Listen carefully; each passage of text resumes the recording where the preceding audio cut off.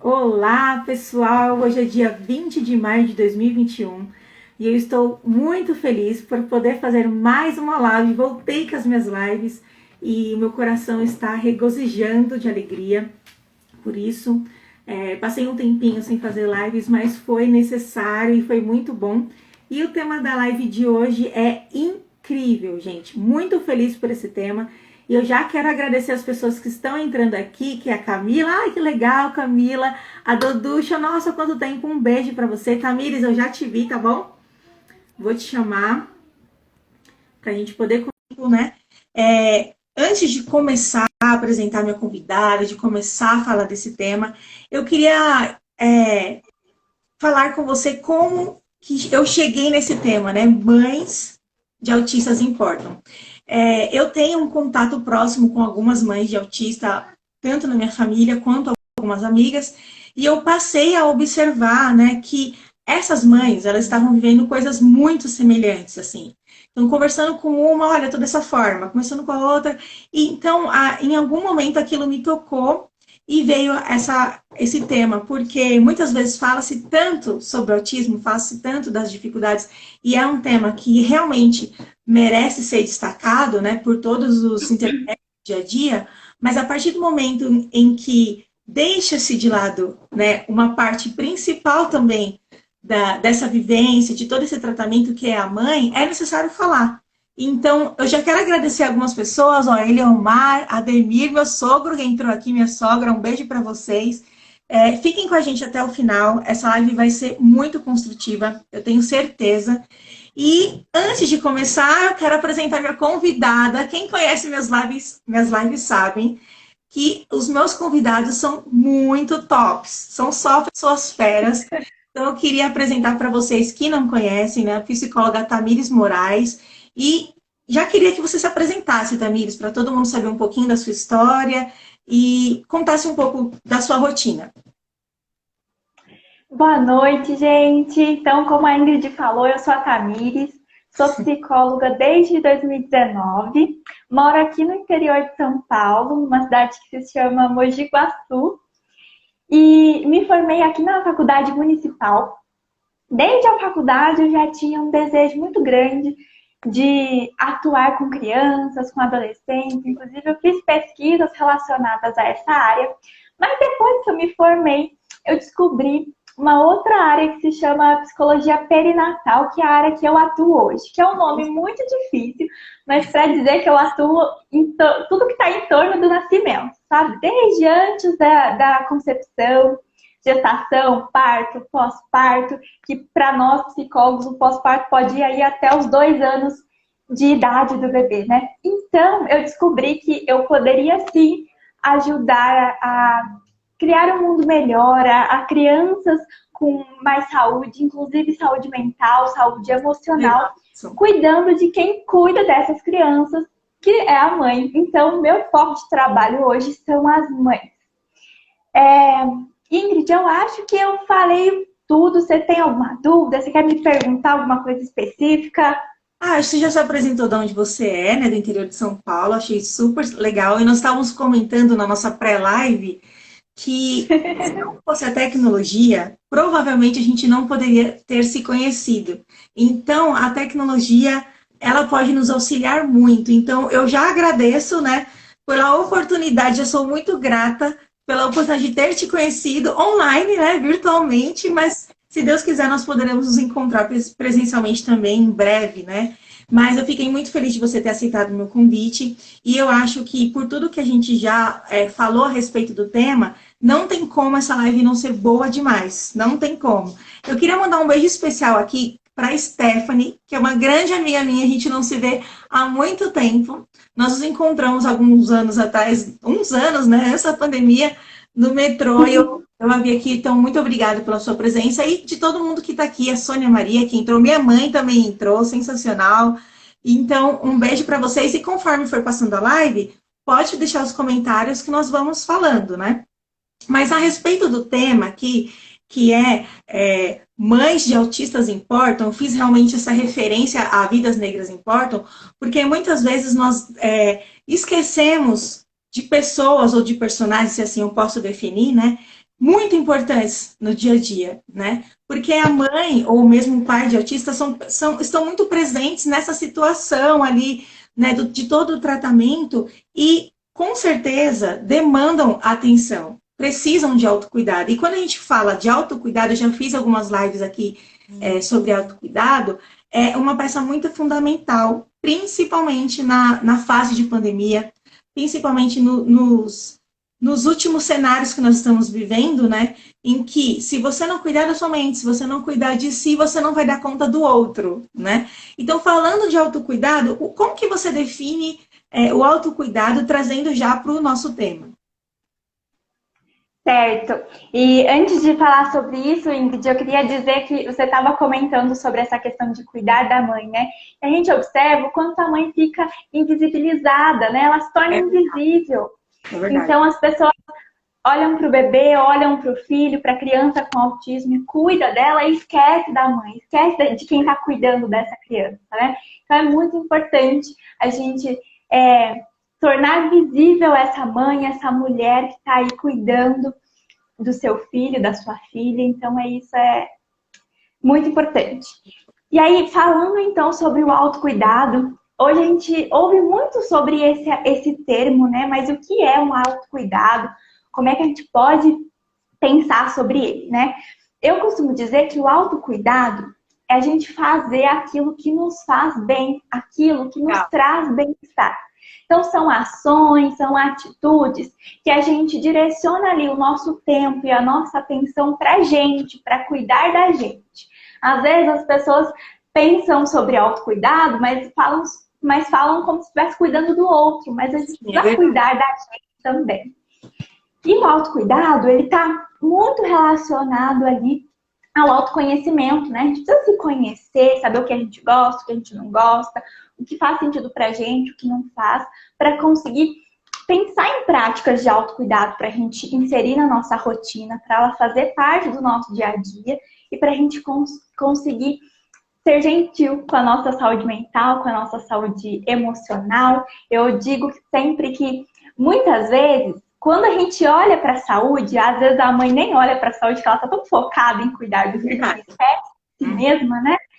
Mas quando a gente pensa em saúde, a gente só pensa na saúde física e às vezes só cuida dela. Mas a nossa saúde emocional, a nossa saúde mental é muito importante, a gente precisa muito cuidar e olhar para ela.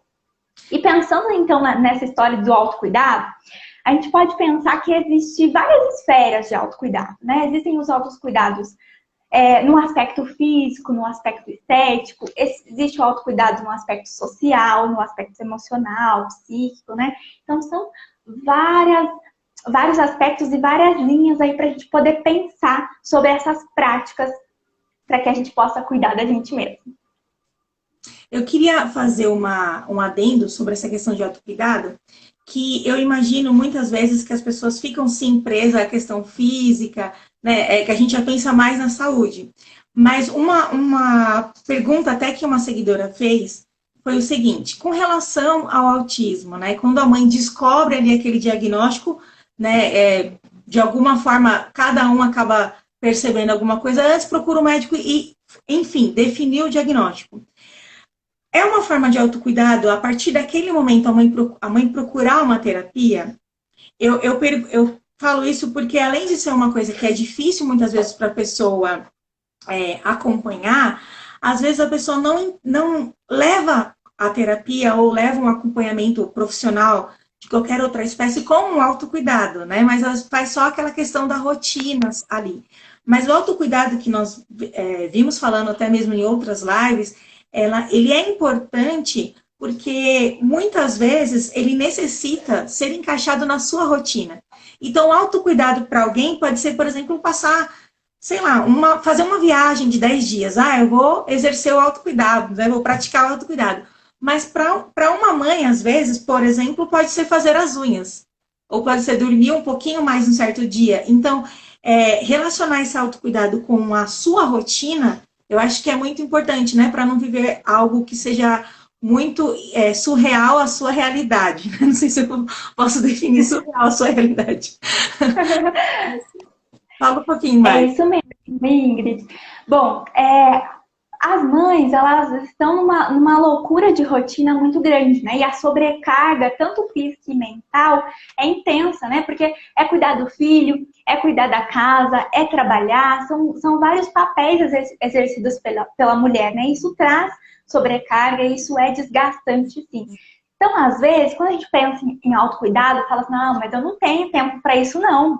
Eu preciso cuidar da casa, eu preciso trabalhar, eu preciso limpar isso, eu preciso limpar aquilo, né? Mas às vezes a gente não tem no nosso dia, hoje, 1 hora para a gente se dedicar ao nosso cuidado. Mas a gente pode se dedicar durante 5 minutinhos só. A gente precisa começar aos poucos, mas como a Ingrid falou, né? Inserir o autocuidado na nossa rotina. Ele precisa fazer parte do nosso dia a dia. Porque não é algo do dia para a noite, né? A gente precisa ter constância, ter frequência. Às vezes a gente acha que uma pequena prática de autocuidado não vai fazer tanta diferença assim. Nossa, mas traz um bem-estar muito grande, né? Faz muita diferença, né? E como a Ingrid falou, né?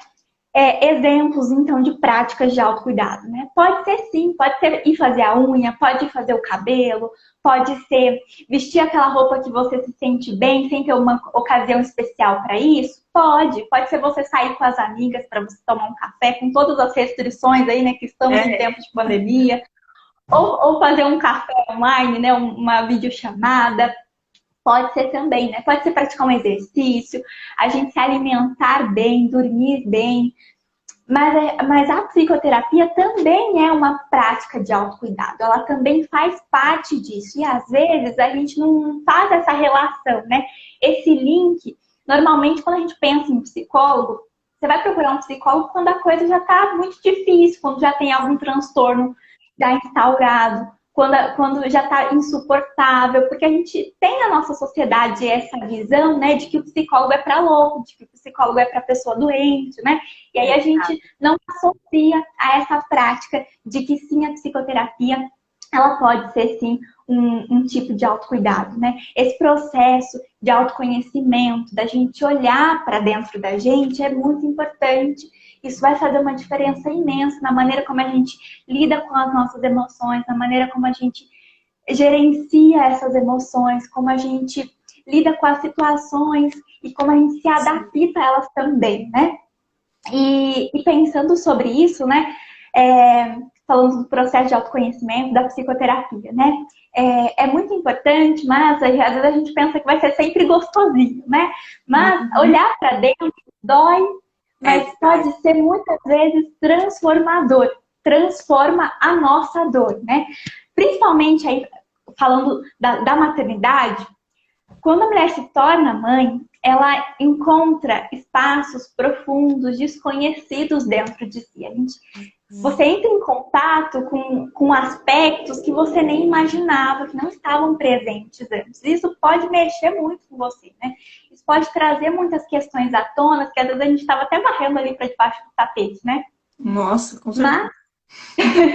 Mas é muito importante assim, a gente pensar na psicoterapia, em grupos terapêuticos, como formas e como alternativas também de autocuidado. A gente incluir lá na nossa lista, porque autocuidado vai muito além, né, Ingrid, do cuidado estético, do cuidado externo, né, físico. Envolve a gente cuidar do nosso interior, né? Isso é muito importante, faz toda a diferença. Uma coisa que eu acho que nós temos o mesmo pensamento, Tamires, é com relação a encarar a realidade. A ideia da live, gente, não é romantizar a situação. Não é falar assim, mulher, se cuide, se admire. Não é isso, porque isso a gente ouve toda vez. A gente ouve em comerciais de TV, a gente ouve em todos os lugares. Mas a realidade é muito diferente, né? É aquela história que a gente estava conversando. A realidade que se vê no Instagram é muito diferente do que a pessoa está vivendo no dia a dia dela. Então, a ideia da live é conscientizar de alguma forma mães em geral, mas vamos focar dessa questão do autismo, porque existe muitas vezes uma culpa muito grande, mas do quê? De que você entenda que isso é importante. Veja bem, a Stephanie fez um comentário aqui que eu achei muito, muito sensacional, que foi, o triste é que, a maioria das vezes, a pessoa só percebe que esse autocuidado é importante quando estão em situações extremas de estresse. E para mim, isso, até comparando com a minha própria vida, é muito real esse comentário da Steph, né? Ela colocou aqui, ó, terapia foi um dos melhores presentes que dei, que me dei, né? Então, olha que legal essa visão da Stephanie e traz para nós essa realidade que até mesmo você falou, Tamires, no início da live, de que muitas vezes a pessoa só procura uma terapia ou só procura uma ajuda quando deu ruim, quando falou, agora não dá certo. Ou eu procuro ajuda ou não vou para frente. Então, trazer esse autocuidado real, que é se esforçar para encaixar na sua realidade, cada um na sua medida, cada um no que é possível realizar, eu acho que traz até uma leveza, né, para a própria mãe. Às vezes ela vê uma mãe que está lá montada o dia inteiro, toda maquiada, toda produzida, toda assim, naquela realidade que ela não consegue, mas para ela um autocuidado é um banho um pouco mais demorado. E aquilo pode mudar realmente o dia dela. Então, trazendo essa realidade, eu queria que você falasse também para a gente qual que é a importância assim, desse autocuidado na vida de uma mãe que tem um filho autista. Assim, o que isso pode transformar a vida dela, a rotina dela. Bom, Ingrid, a gente sabe, não tem muitos estudos que falam sobre autocuidado para mães com crianças com autismo, né? Uhum. Eles ainda são muito, muito reduzidos. Mas pensando e trazendo para a nossa realidade, para o tema que a gente se propôs hoje, o estresse, se a gente for pensar, mães de crianças com autismo têm altos níveis de estresse. Como a gente mencionou, a sobrecarga emocional e física é grande, né? Porque muitas vezes falta rede de apoio, ou muitas vezes a mulher não tem com quem compartilhar o cuidado com o filho. E aí fica uma carga muito grande, muito pesada sobre ela, né? Porque aí ela tem aquela sensação de que ela precisa carregar o mundo nas costas, né? E que ela precisa dar conta de tudo. Isso também está muito relacionado a uma ideia que a gente tem de que a gente tem, quando eu digo a gente, a sociedade, né? Sim. De que cuidar de uma criança é coisa de mulher. E aí a gente não consegue, nem nós mulheres, muitas vezes, dividir esse cuidado com os filhos, com as tarefas, para trazer uma leveza maior para a gente, com um parceiro, com alguém que está ali, que pode nos ajudar, que é aquela pessoa que a gente pode contar quando a coisa está difícil, sabe? E então a gente tem várias questões sociais, culturais que influenciam, né? Inclusive, falando aí nessa questão da importância do autocuidado, né? Mas é muito difícil você dizer para uma mãe que ela precisa praticar autocuidado, porque ela coloca o filho em primeiro lugar. E aí, eu costumo dizer que as mães, elas aprendem a criar, a cuidar de um filho e aprendem também a descuidar de si mesmas, porque aí a gente se abandona de lado. E é muito difícil isso, porque socialmente a gente tem aquela ideia de que a maternidade é sacrifício, é você abdicar de todas as coisas para cuidar exclusivamente do filho, da casa, do marido, e é fazer isso com muito prazer e não sofrer por conta de ter que abandonar o trabalho, por exemplo, que talvez é uma coisa que você tanto ama e que agora você não está conseguindo conciliar. E aquela ideia também que você falou, né, Ingrid, da maternidade romantizada. Porque a gente abre o Instagram, o que a gente vê? Mães felizes, sorrindo, bebês perfeitos também, tudo lindo, tudo maravilhoso. A maternidade é tão fácil, né, natural. A gente faz com a mão nas costas. E aí a mãe que está lá passando por dificuldades, mas aqui no Instagram não vê isso, se sente ali um peixe fora d'água, né? Como, então eu não sei ser mãe, então eu não sou uma boa mãe, porque olha, só eu tenho essas dificuldades. E aí aquele sentimento de solidão vem muito forte, a culpa também, né? E aí relacionando então isso a essa questão do autocuidado, é muito difícil para a mãe dedicar um tempo para si, porque a culpa materna, a bendita da culpa materna aparece, né? Porque é estranho. Você ter um tempo para você é estranho. Você acha que você está negligenciando o seu filho, que você está deixando de cuidar dele, ou está colocando ele em segundo plano para se cuidar, né? Então, é esse movimento de se colocar como prioridade também. Eu sempre costumo dizer aqui no Instagram, né? Eu falo assim, olha, você já se colocou na sua agenda essa semana? Você já se colocou na lista de prioridades? Porque aí a mãe, ela vai se deixando de lado e ela vai se abandonando mesmo. E uma coisa que a gente precisa pensar é que o autocuidado é uma forma da gente também cuidar do nosso filho. Porque quando a gente cuida da gente, indiretamente a gente está cuidando do nosso filho também. E a gente precisa estar, para o nosso filho estar bem, a gente precisa estar bem também. Então, se a gente imaginar que a gente está lá triste, está estressada, está muito cansada, está irritada, está impaciente, isso vai influenciar na maneira como a gente vai maternar, na maneira como a gente vai se relacionar com o nosso filho. E isso também vai repercutir, inclusive, nos comportamentos dele também. E essa relação vai ficando cada vez mais desafiadora, né? Então, esse tempo para a gente conseguir se conectar com a gente mesmo, repor as nossas energias. Às vezes você precisa de uns minutinhos, só você sozinha ali, em silêncio, ou ouvindo uma música que você gosta, ou fazendo algo que te dá prazer, que te causa bem-estar. Pronto, já revigora, você já consegue seguir em frente. Então, a gente não precisa pensar em práticas de autocuidado mirabolantes. Como a Ingrid falou, a gente não tem uma regra, né? E uma receita para dizer, olha, tais e tais práticas de autocuidado funcionam para todo mundo e tá tudo certo. Mas, por exemplo, se uma das práticas de autocuidado que eu costumo fazer é pintar as unhas, é ir fazer as minhas unhas uma vez na semana, para mim isso pode ser uma prática de autocuidado. Mas para você pode não ser. Para você pode ser outra coisa. Então, por isso que é muito particular, que depende muito da nossa realidade. E aí eu também costumo dizer que, na verdade, é a gente quem define o que é autocuidado para a gente. Quais são as práticas? Mas desculpa te interromper, mas eu acho muito difícil, às vezes, a mãe entender o que é o autocuidado para ela, porque naquele momento, principalmente nesse caso da mãe de autistas, eu vejo que a pessoa nem entende que ela merece, né? Eu observo essa mãe de uma forma muito sobrecarregada, é uma solidão, mesmo quando a mãe tem um pai que ajuda, mas eu entendo essa mãe muito solitária, né? Eu andei pesquisando e lendo os comentários das postagens, dos vídeos, você observa que todo mundo tá falando assim, nossa, eu imaginava que era só eu. Eu me sinto exatamente assim, né? E muitas vezes eu queria trazer isso aqui porque eu acho muito importante, que não pode passar batido, mas eu vejo essa mãe com aquela culpa de que assim, você foi escolhida por Deus para essa missão.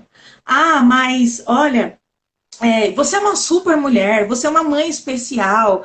Se você tem um filho especial é porque você é uma pessoa especial. Tirando a parte da crença, tirando a parte que até eu mesma acredito que Deus tem um controle sobre tudo, mas existe uma situação que essas falsas crenças, essas falsas falas, elas escravizam a mulher porque ela já está cheia de culpa e vem alguém e fala, não, mas você é especial, você foi escolhida para isso. Então, muitas vezes ela acaba nem se achando merecedora de repente, pôr o pé no sofá e assistir um filme, porque ela fala, não, mas eu não posso fazer isso, eu preciso estar ativa.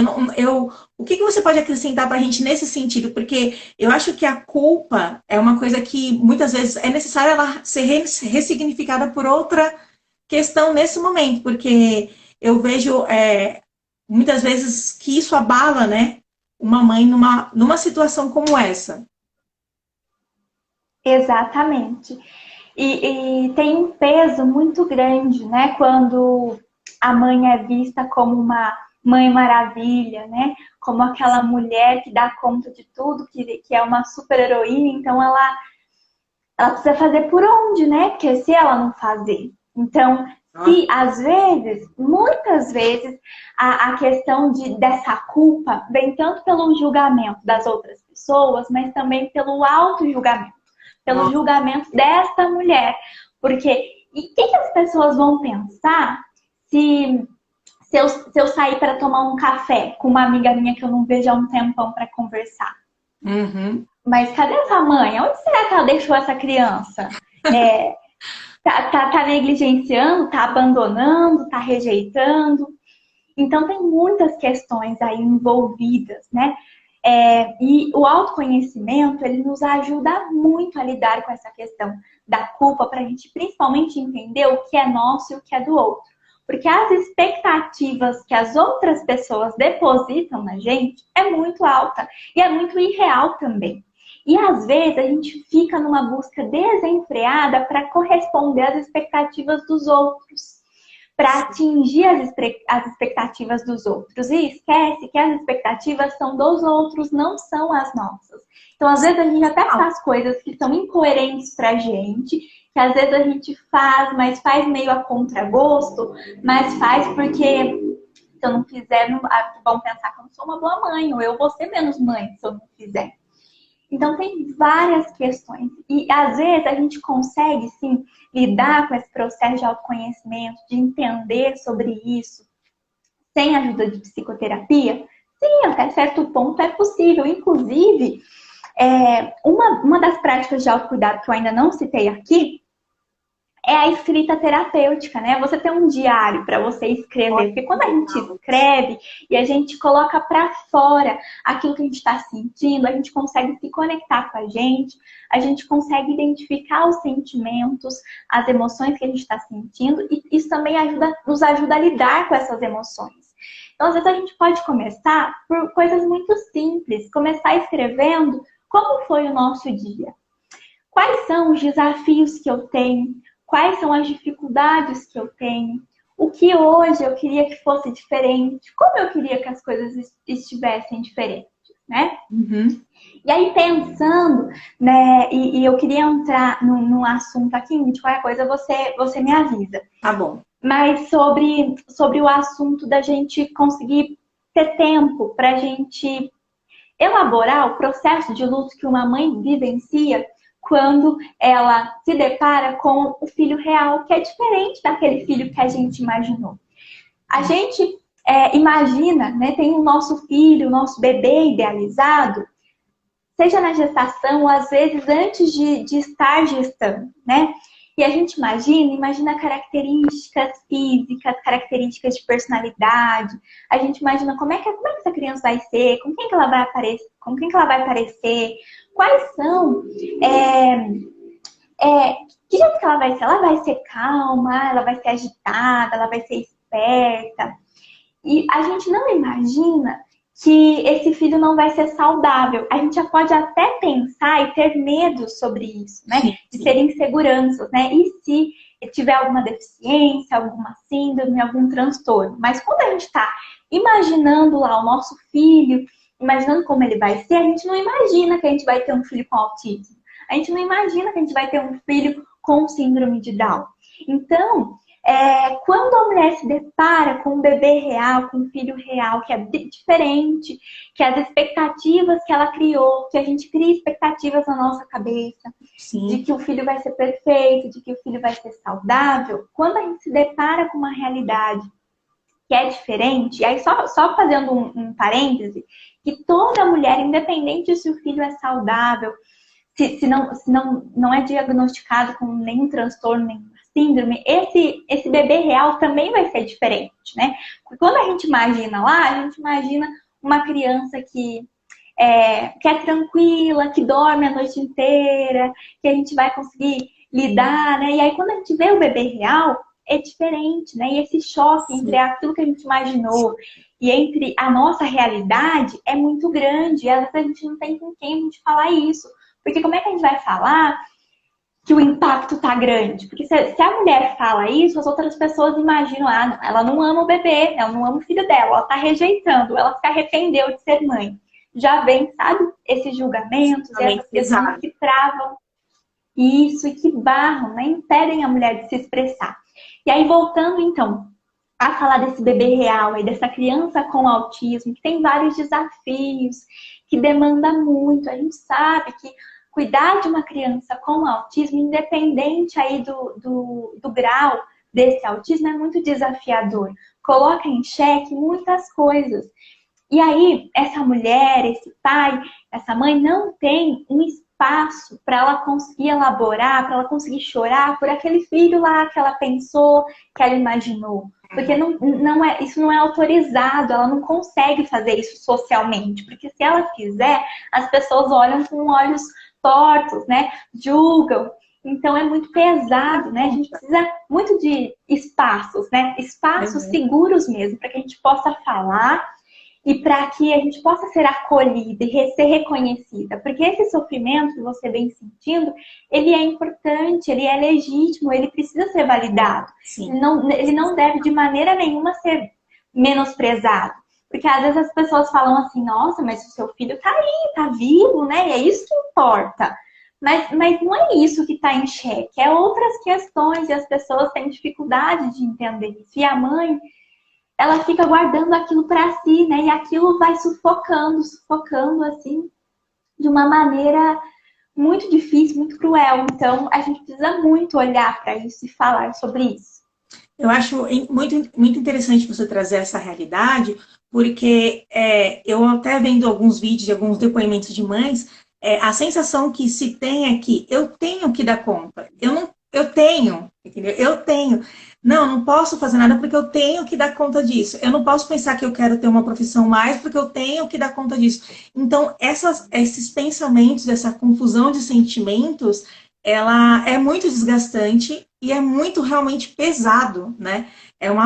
Eu acredito que é um fardo, assim, para a pessoa até ela conseguir equilibrar tudo aquilo dentro dela. E você fazendo isso, eu acho que você consegue responder duas perguntas que a Stephanie colocou aqui. Quando a mãe, quais sinais de que ela precisa de ajuda, né? Precisa procurar um profissional. E uma outra seguidora, ela me mandou no particular uma pergunta que era: você aconselha a mãe, assim que descobre o diagnóstico, fazer já a terapia, né, ou procurar ajuda profissional? Então, o que você, na sua opinião pessoal, acha melhor, ou depende de cada caso, né?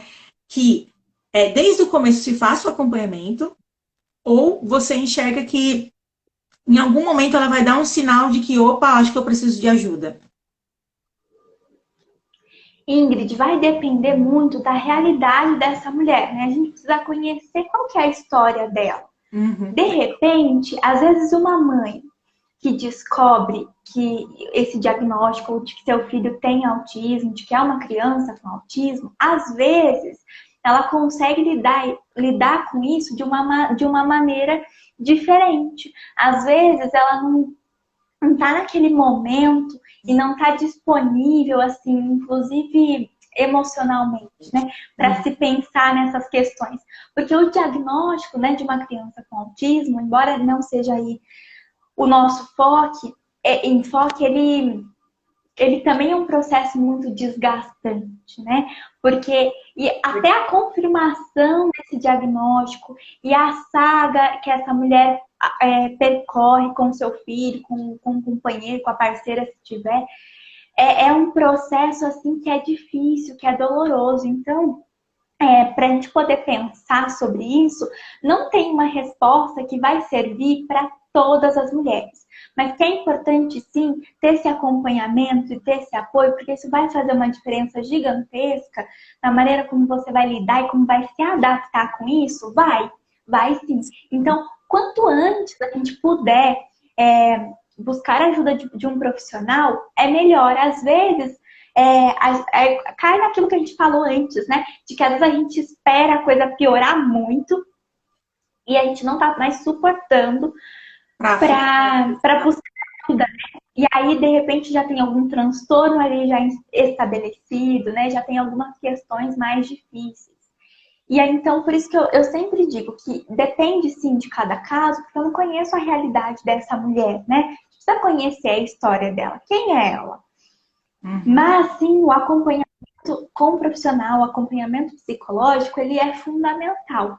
E se tivesse oportunidades, nem todos, infelizmente, têm acesso a ter um acompanhamento, né, com o profissional, sim, desde o início. Às vezes a mulher precisa fazer escolhas, infelizmente, né? Ela banca esse negócio do diagnóstico, de conseguir encontrar ali profissionais, e aí quando se diagnostica, quantos profissionais aquela criança vai precisar, né? quantos outros profissionais, equipe multidisciplinar aquela criança vai precisar? Então, é uma situação difícil. Aí a gente entra naquela questão da mulher aí se deixar de lado de novo, né? Porque aí ela vai priorizar. Do filho, né? Exatamente. Tem Mas se for possível, Não, diga, pode... Ingrid.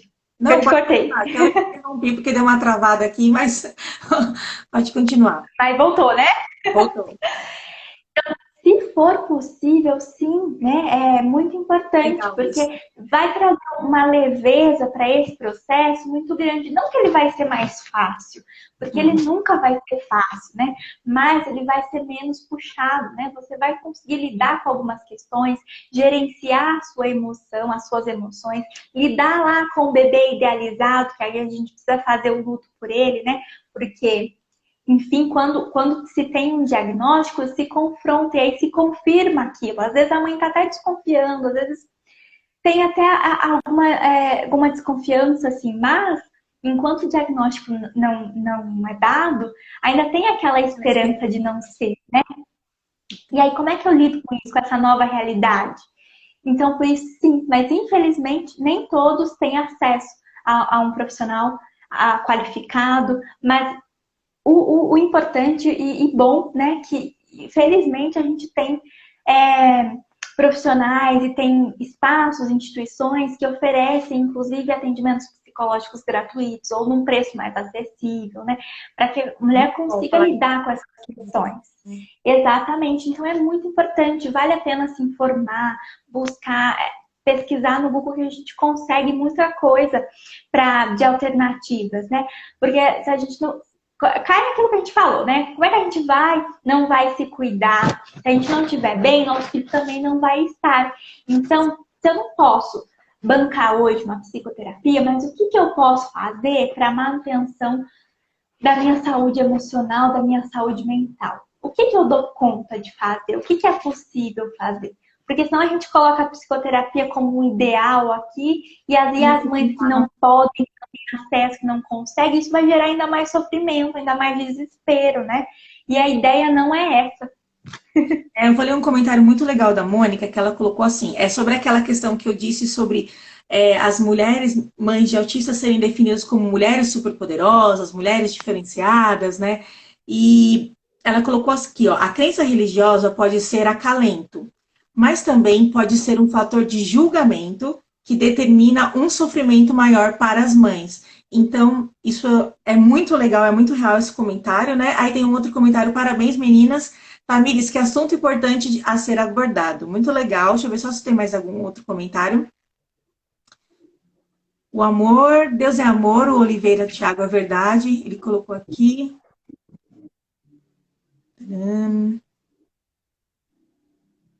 Depois eu leio mais um pouquinho, tem algumas perguntas, galera, eu vou tentar ler todas as perguntas, mas para a gente não perder a rotina aqui da live, mas a questão da mãe de autista conseguir desconstruir essa ideia de super mulher, né?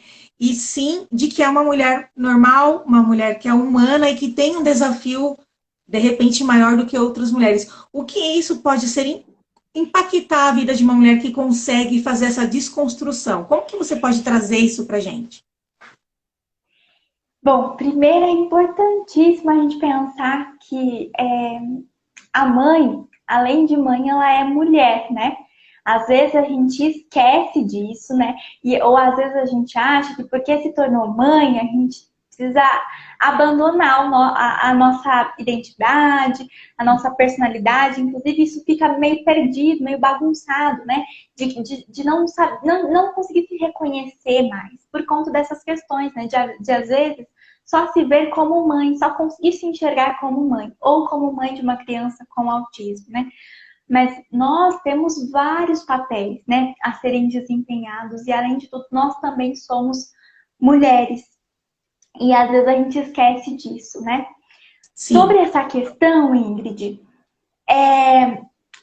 tá muito relacionado também às expectativas que as outras pessoas criam e que a gente vive nessa busca aí de alcançar, de atingir essas expectativas. E aí, quando a gente não consegue, a frustração é muito grande, ela vem muito intensa, junto com a culpa, porque elas estão ali, né? Andam juntinhas. Exatamente. E essa questão de que as pessoas enxergam, né, a mulher como uma super mulher, uma super mãe, né, que foi enviada por Deus, então, portanto, não se cansa, não sofre, tem disposição sempre 24 horas por dia, 7 dias por semana, né? Se coloca hoje as mulheres que são mães, em especial as mães de crianças com autismo, num patamar assim desumano. É desumano, é como dessa forma. Não fosse, isso, exatamente, como se não fosse gente, como se não fosse pessoa, como se fosse um outro ser, assim, uma divindade, uma super-heroína, sabe? Alguém que tá ali bem superior a nós, réis mortais, né? Mas eu gosto muito de dizer que mães também são gente. Então, gente sofre, gente se cansa, mães erram, mães se frustram, mães se arrependem por decisões, por escolhas, mães aprendem. Então, eu gosto muito de dizer isso, de que mãe também é gente e de que mãe está em constante construção. Então, a gente não vai ter resposta para todas as questões, né? Porque às vezes a gente tem essa ideia de que a gente nasceu sabendo ser mãe e de que se a gente é mãe de uma criança com autismo, já tem todas as questões, a gente já consegue ser muito bem resolvida com vários aspectos e consegue lidar de uma maneira perfeita com todos eles, né? De uma maneira impecável. E a gente esquece que isso é humanamente impossível, porque nós somos imperfeitos, né? Nós somos imperfeitos e a maternidade também é imperfeita. E aí, voltando no que eu comecei a falar sobre as expectativas das outras pessoas, né? Na verdade, a gente nunca vai conseguir atingir as expectativas dos outros, porque a gente sempre vai ser ou de mais ou de menos. Nunca vai ser na medida certa. E aí a gente fica buscando atingir essas expectativas e fazer essas coisas, e às vezes a gente se coloca numa posição de risco, inclusive de adoecimento físico, mental, Opa, para mim travou aqui um pouquinho. Pessoal, coloca para mim nos comentários se para vocês travaram aí. Opa, para mim travou. Você tinha sumido. Voltou. Será que é a minha internet? Voltou? Aqui. Voltou. Depois comentem aí, pessoal, se para vocês travou, se fui eu, se foi ela, se foi a Tamires, tá bom? Pra gente ver, tentar resolver. Mas pode continuar, Tamires. Bom, mas aí, pensando nessas questões, né? E aí, quando a gente compreende essa questão de que a gente é humana, de que a gente é uma pessoa, de que a gente não dá conta de tudo, e a gente não tem que dar conta de tudo. Você até falou sobre o tem que, né? Nós vivemos nessa vibração de que a gente tem que dar conta de todos os cuidados com o filho, tem que deixar a casa um brinco, tem que ser super bem sucedida. Exatamente. E como se fosse possível isso, a gente conseguir dar conta de todas as coisas ao mesmo tempo e em todos os momentos. Mas a gente não tem que dar conta de tudo o tempo todo e tá tudo bem a gente não dar conta de tudo. Tá tudo bem a gente também não tá bem. Tá tudo bem a gente não se sentir bem. E aí cai uma questão sobre a ideia que a gente construiu de que mãe tem que fazer tudo sozinha, então não pode pedir ajuda. Porque se ela pedir ajuda, ela vai ser julgada como menos mãe, como uma mãe ruim. Então ela não sabe ser mãe, não, porque tá pedindo ajuda, isso não é papel de mãe. Então esses julgamentos, essas questões, elas impedem muito, inclusive, da mulher pedir ajuda.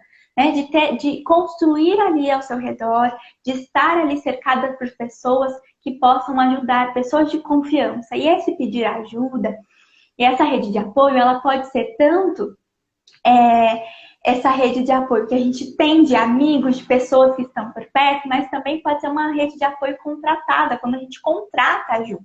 Sim. E nesses dois aspectos, né? Tanto pedir ajuda como contratar ajuda, isso é muito difícil. A mulher tem uma resistência grande com isso, porque como assim? Eu vou pedir ajuda ou eu vou contratar? É super poderosa, por que ela precisa de ajuda, né? Eu vou só Exatamente. entrar num comentário do Oliveira Thiago, ele mandou vários comentários aqui, mas eu vou fazer uma síntese, né? Que é assim, ele colocou, as mães também têm de se cuidar, porque se não estiverem bem, não vão poder ajudar, não vão poder cuidar. É o que a gente tinha falado no início da live. Mas resumindo as informações que ele colocou, é basicamente assim, entender que sim, essa mãe ela é guerreira, ela é batalhadora, ela se esforça, ela está fazendo mais do que ela mesmo, né, daria conta no sentido de físico de fazer, mas tudo tem um limite, né? Então, quando a gente fala assim, você não é, ela não é super poderosa, ela é uma mulher normal, ela não é uma pessoa divina, né? O que nós estamos querendo colocar com isso é que você precisa entender que não é sua, você não precisa ser tão perfeita como as pessoas querem que você seja. Você não precisa ter tudo em dia, tudo maravilhoso, como de alguma forma tanto a sociedade impõe, como você mesmo coloca para você, né? Isso é muito interessante, porque ao mesmo tempo que a gente reconhece que uma mãe que vive numa situação dessa ela tem que. Tem muitas demandas, ela tem muitos compromissos, é muita coisa a se resolver direcionada ao tratamento. Também precisa se entender que, por mais que exista a necessidade, ela precisa olhar para si, né? E isso é muito forte. Porque muitas vezes a pessoa não se acha nesse direito, ela não pode. Imagina deixar de comprar alguma coisa para esse filho para comprar alguma coisa para ela, né? Ela não pode se dar esses presentes. Então, isso é importante, né? E uma coisa que eu queria que você falasse é como essa pessoa pode lidar com esses preconceitos, sabe? Eu lido preconceito, essa pressão emocional, né? Ah, porque muitas vezes as pessoas olham para essa mãe com dó, muitas vezes as pessoas olham para essa mãe com o problema é seu, resolve você, né? Então, você tem que dar conta, tem que fazer, tem que estar disposta, tem que estar feliz, né? Tem que. Então, como lidar com esse tem que, muitas vezes, que vem de fora, e às vezes de pessoas até que é importante, né? Que ela esperaria um apoio e a pessoa está falando, ó, você tem que ir. Então, como lidar com essa situação? No momento assim que você às vezes está se sentindo incapaz, está se sentindo não tão super poderosa assim, vamos dizer. Quando você está se sentindo uma pessoa, né? Gente. Isso. Nossa, como que a gente consegue lidar com essas questões, né?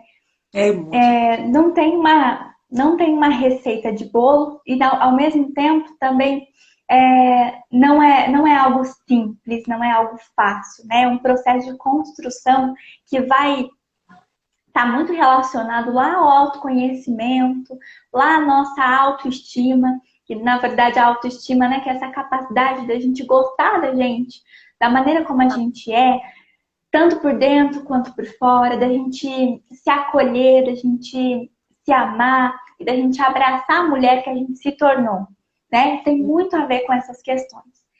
Então, quando a gente pensa sobre essas falas, esses comentários que muitas vezes são tão cruéis, né?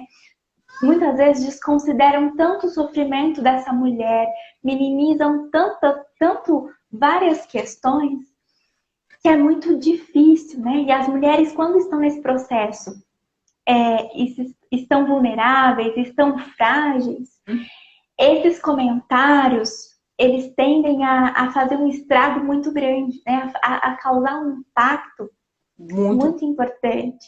Exatamente. Inclusive, a mulher se coloca em xeque, né? Ela começa a duvidar dela mesma, das próprias capacidades dela de maternar, de ser mãe, porque o tempo todo ela tá ali tendo que corresponder às expectativas, tendo que fazer como se fosse um checklist, né? Da mãe perfeita, o que ela fez, o que ela deu conta de fazer, que na verdade tem que ser tudo.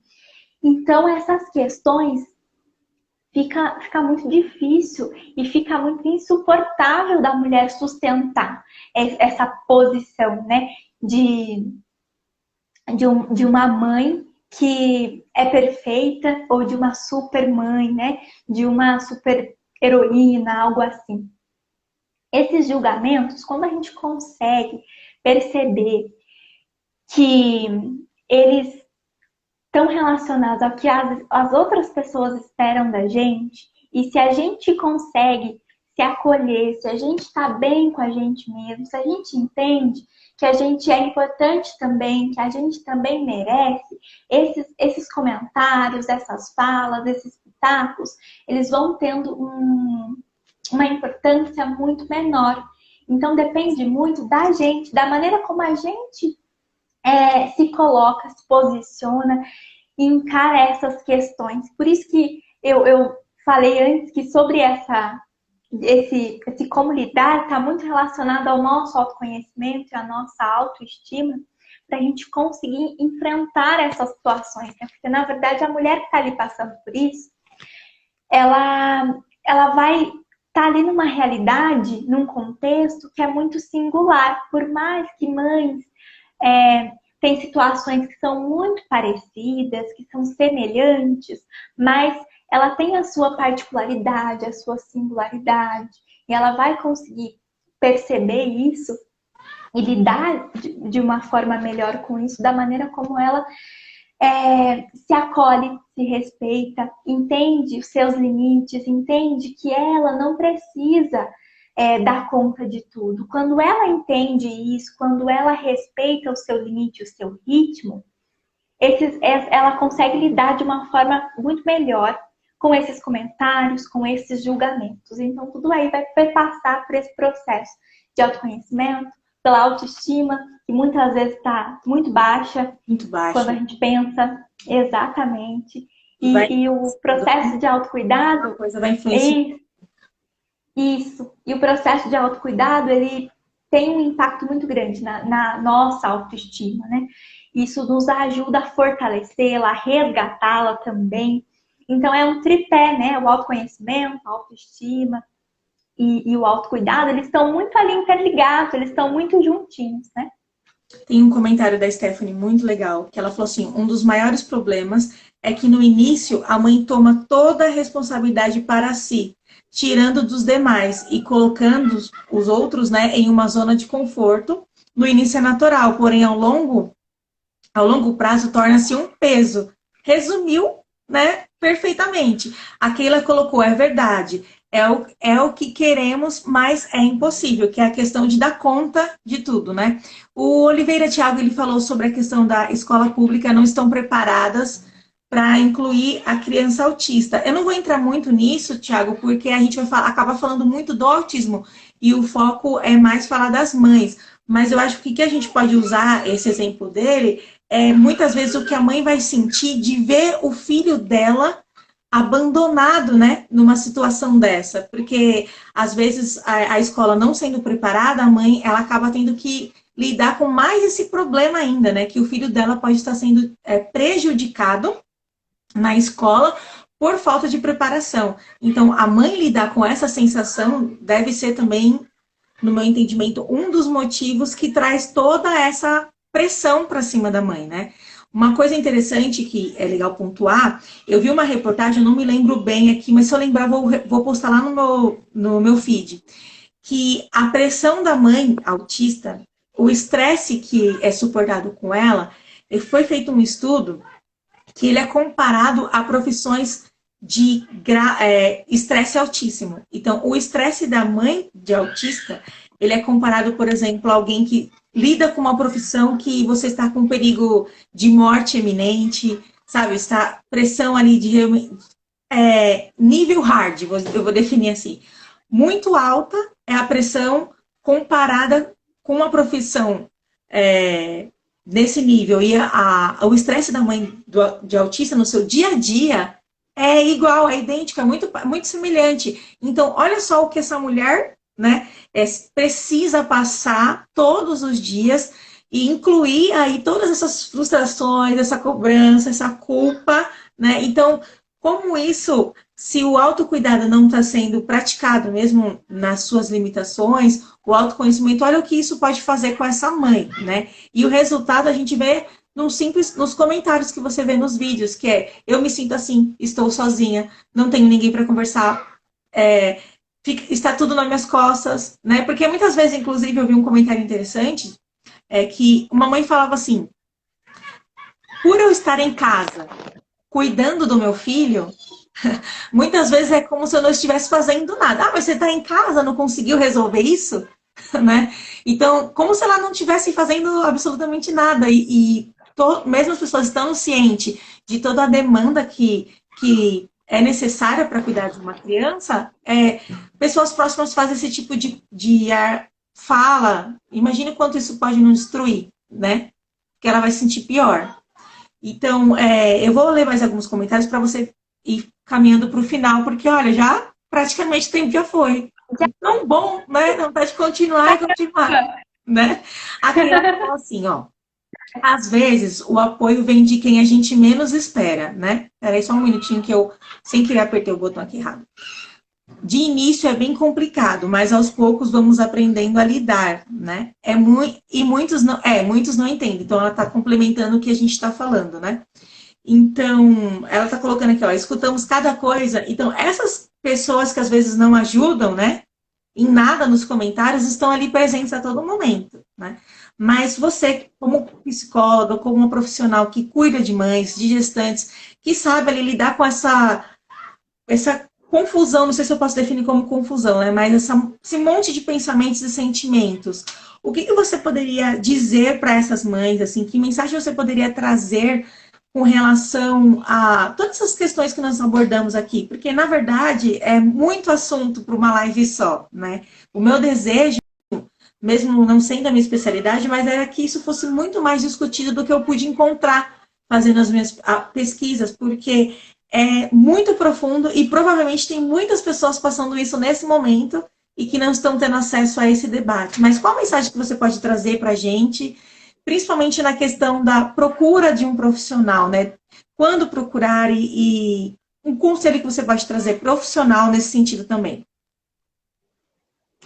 Bom, então, para a gente encaminhar para o final, né, eu preciso dizer para você que está aí nos escutando e que é mãe de uma criança com autismo, que você merece ser cuidada, sim. Você é merecedora porque você é importante. E aí, quando a gente pensa sobre isso e acolhe isso, faz toda a diferença. E pensar também que você se cuidando é uma forma de você cuidar do seu filho também indiretamente, que vai contribuir para você estar ali, presente, emocionalmente, mais disponível para ele, faz toda a diferença também. A questão do momento que buscar ajuda, né, Ingrid, que você falou, que você mencionou, né? É uma linha muito tênue, né? Mas se você percebe que está difícil para você, se você não tem pessoas de confiança com quem você pode contar, com quem você pode conversar, com quem você pode se expressar e falar sobre as suas dificuldades, falar sobre como está a situação para você, como que está difícil, sem ser julgada, sem ser criticada, procure sim por ajuda por um profissional de saúde mental, por um psicólogo, especialmente um psicólogo que trabalhe com mães, que tenha uma especialidade nesse assunto para conseguir lidar com muitas especificidades da maternidade, né? É muito importante ter esses espaços seguros para que você consiga falar sobre como as coisas estão para você, para que você consiga se expressar, para que você consiga, inclusive, se reorganizar, porque causa uma desorganização muito grande todas essas questões. Verdade. Como a gente já falou, a maternidade, ela traz para a gente, e a gente entra em contato com coisas profundas, com espaços desconhecidos dentro da gente, que às vezes a gente nem imaginava que eles existiam, e que isso pode estar difícil, pode estar trazendo à tona muitas questões. E associado a cuidar, e muitas vezes, né, a maioria das mães são a principal cuidadora de uma criança com autismo, e como a gente vem falando aqui, quanto isso, essa sobrecarga, isso é desgastante, sim, física e emocionalmente, mas dizer que isso é desgastante, que isso é desafiador, que isso é difícil, de maneira nenhuma está querendo dizer que você está negligenciando ou você não ama seu filho por assumir que as coisas estão difíceis. Então a gente sempre precisa olhar com esse cuidado, com esse carinho para a gente conseguir acolher as nossas emoções e conseguir lidar com elas e se reorganizar. Certo? Muito bom. A Stephanie colocou aqui quais os principais sinais das mães que precisam de acompanhamento psicológico. Eu acho que você já respondeu, mas se você quiser trazer alguns sinais, algum comportamento que você acha que possa pontuar para responder a questão da Stephanie, pode ir à vontade. Ok. Bom, como a gente falou sobre essa sobrecarga que a mulher vive ali no dia a dia, física e emocional, algo que está muito presente é a exaustão materna, sabe aquele cansaço excessivo que está além da conta e que isso traz repercussões em vários aspectos da vida dessa mulher, né? Tanto a exaustão ela traz aspectos tanto físicos quanto psicológicos também, né? Então, são muitas questões. E aí, se a gente poder pensar na intensidade desses sintomas, na intensidade como esse sentimento, como essas coisas estão acontecendo, para a gente poder perceber que, opa, isso aqui tá difícil, né? Porque a intensidade tá grande. Porque eu preciso olhar para isso em algum momento, né? Isso faz muita diferença e é muito importante. Porque tem cansaço, tem muitas vezes, né? O choro, a tristeza, a culpa, a frustração que às vezes paralisa, o medo de se acontecer alguma coisa, como é que vai fazer? E a ansiedade, e o estresse, como a gente mencionou, né? As mães de crianças com autismo têm altos níveis de estresse. E a Ingrid trouxe aí uma pesquisa, né? Que comparou isso e que os níveis são realmente extremos. Então, o nível de ansiedade também é grande. Essa tristeza e sintomas depressivos, que não é depressão, são sintomas depressivos. Isso também está presente. E a gente também precisa observar. E às vezes a mãe está ali, vivendo aquela situação imersa, ela não consegue ter essa percepção. Por isso que é tão importante essa rede, porque as outras pessoas, tendo essa sensibilidade, sabe, de perceber que, opa, tem alguma coisa que não tá legal, porque a mãe dificilmente ela vai perceber esses sinais quando eles estão ali, aumentando, né? Quando se percebe... O texto, né? Exatamente, não consegue ter essa percepção. Uhum. E às vezes, quando ela se percebe, quando ela vê que ela está esgotada, que realmente ela não está dando conta de ficar naquela situação, ela cai naquilo que a gente comentou antes, né? Dela já chegar num nível assim muito elevado, já com transtornos instaurados, né? Por isso que essa rede de apoio, essas pessoas que estão ali à volta, também é importante perceber, estar atento para essas questões. Então, isso vai fazer toda a diferença aí nesse acompanhamento também, viu? Uma questão que é muito perceptível, mas assim, quando a gente para olhar com toda essa empatia, né, a gente consegue perceber que deve ser uma dor muito forte, que é lidar com o medo da morte, né? Porque a morte... Naturalmente as pessoas não falam, um dia vai acontecer, todo mundo sabe. Mas quando você tem um filho que depende totalmente de você e você de repente não tem nenhum parente ou nem ninguém próximo que você possa pensar, se acontecer uma coisa comigo, eu não sei com quem ele vai ficar. Então lidar com esse medo também é muito pesado e causa de toda essa pressão, né, desse estresse. Mas também, infelizmente, o nosso tempo já está bem apertado. Ai, nossa, que papo gostoso, né? Como é bom falar de coisas construtivas e pensar que isso, de alguma forma, está colaborando para alguém nesse momento. Então, eu gostaria que você deixasse sua mensagem final de novo, né? Porque eu já falei mensagem final 2 vezes. E também falasse um pouquinho do seu trabalho, porque provavelmente vai ter pessoas aqui que não conhecia você e que foi apresentado para você hoje. Então, fala um pouco do seu trabalho, das suas redes sociais. Se alguém quiser buscar ajuda, né? Como te encontrar, né? Como você pode colaborar profissionalmente. Fala um pouquinho para nós encerrarmos com essa informação, tá bom? Combinado.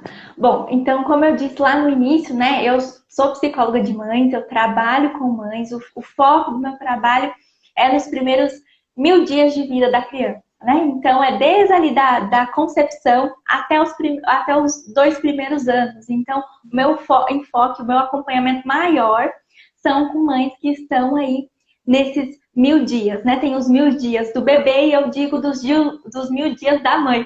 E é sobre isso que eu trabalho e o meu foco principal, inclusive nas redes sociais, é esse público, é esse início aí da maternidade, né? E como a gente pode tornar esse maternar mais leve e com menos culpa também.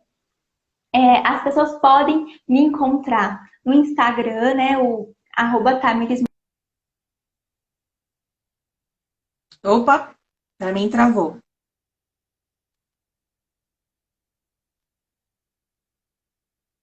Para mim travou, gente. Eu não sei se é a minha internet ou a da Tamires. Voltou, Tamires? Voltou. Você sumiu, mas voltou. É? Olha, eu não Voltou. sei a sua rede social, então repete que é muito importante. Ok, então vocês conseguem me encontrar no @Tamires Moraes Psi. Eu estou completamente disponível por lá. Se ficou alguma coisa aqui que a gente não conseguiu responder, que não conseguiu falar sobre isso, você pode me mandar um direct que Muito eu te legal. respondo. E no que eu puder ajudar, eu estou à disposição. Hoje, o meu trabalho, além da psicoterapia, né, individual, eu também ofereço o meu outro serviço é o pré-natal psicológico, onde eu faço esse Muito interessante. acompanhamento da gestação, né? Essa preparação aí e esse olhar para o emocional, para a saúde mental materna, que é muito importante. Então eu fico aqui à disposição, pode me convidar outras vezes que eu volto. Vou convidar de E novo, com certeza. ah, pode deixar. E para você que está aí assistindo a nossa gravação, se você assistiu até aqui, até o final, depois me manda lá um direct para eu saber que você assistiu a live e me conta lá o que você achou também. Eu quero aproveitar também e falar para vocês que eu tenho um canal no YouTube. Essa live vai ficar salva aqui no Instagram, vai também ir para o canal do YouTube, a Tamires também vai postar. Então, gente, compartilha essa live, porque com certeza absoluta, esse conhecimento pode ajudar uma mulher, uma mãe, alguém que está se sentindo muito sozinha, alguém que não está sabendo o que fazer e pode ser um alerta. Então, faça isso, nos ajude, né? Seja de alguma forma empático nesse momento. E também me sigam nas redes sociais, quem não me conhecia. E eu ficaria muito feliz, porque esse retorno, esse carinho é muito bom, vai motivando para fazer cada vez coisas mais agregadoras. E Tamires, eu nem sei como te agradecer. Eu não sei nem como agradecer todo mundo que está aqui. Tem vários comentários, maravilhosa, parabéns. Então, o pessoal gostou muito de você também. E muito obrigada por ter aceitado o meu convite. E eu tenho certeza que eu desejo, na verdade, né, que Deus abençoe a cada dia mais a sua profissão. Eu admiro muito, cada vez mais eu admiro os psicólogos. Eu até estava falando para ela no nosso particular, que desde que eu comecei a ter algum contato, né, fazer terapia, eu falei, meu Deus, como é bom, né? Se as pessoas soubessem disso, né? Como é bom, continuaria. Então, que você possa a cada dia mais evoluir na sua profissão e alcançar mais pessoas. E para todo mundo que esteve aqui até agora, gente, muito obrigado, de verdade, e até a próxima live, hein? Um beijão para todo Boa mundo. noite, Boa noite. beijo. Obrigadão, gente. Tchau, tchau.